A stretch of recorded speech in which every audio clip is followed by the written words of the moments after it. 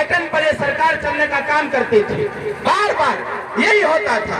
आप वोट देते थे समाजवादी पार्टी को कि समाजवादी पार्टी अच्छा काम करेगा, लेकिन साथियों जब हिस्सेदारी और भागीदारी की बात आती थी, जब थाने पर जाने के बाद न्याय की बात आती थी, तो पर्टिकुलर एक व्यक्ति विशेष की चर्चाएं होती थी। साथियों जब उसके बाद जनता त्रस्त हो गई उनके कुकृत्यों से, जब गरीबों के जमीन को कब्जा किया गया, लोगों के जमीन को कब्जा किया गया, बच्चों को पीटा गया, बच्चों की हत्या की गई, वोट देने के लिए जब बूथ पर गया तो उसका हाथ काटा गया, गोली चलवाया गया, इस तमाम तरह की समस्या उत्पन्न करने वाले लोग, ये समाजवादी के लोग साजिशें रचने का काम करते हैं कि जनता के मूड को डाइवर्ट कर देंगे।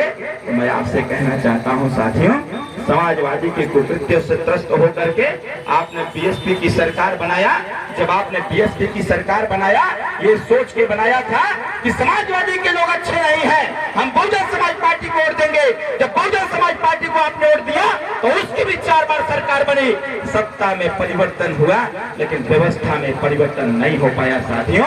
और व्यवस्था में अगर परिवर्तन करने का किसी ने काम किया तो 2014 की जब सरकार प्रचंड बहुमत से देश में स्थापित हुआ तो सरकार तो बदली, लेकिन इस देश की व्यवस्थाएं भी बदली, इस देश की शिक्षा प्रणाली बदली, इस देश की बेरोजगारी खत्म करने का सिस्टम भी बदला।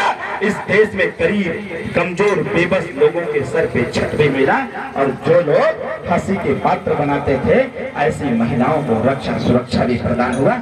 ऐसी सरकार को स्थापित करने का काम किसी ने किया तो आप जैसी देवतुल्य जनता ने करने का काम किया। आज चुनाव का समय है, पूरी दुनिया को पता है